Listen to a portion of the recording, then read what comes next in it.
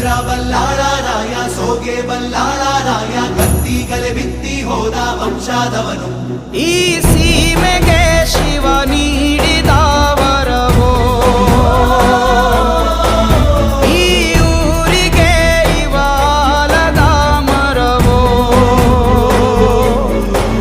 ಮೂರು ಸುತ್ತಿನ ಕ್ವಾಟೆ ಗಸ್ತಿಗೆ ನಿಂತ ಗರಡಿ ಮನೆ ನಾಯಕ. 6,000 ದಂಡು ಬಂದರು ಬಿಡನು ಕಾವಲಿನ ಕಾಯಕ.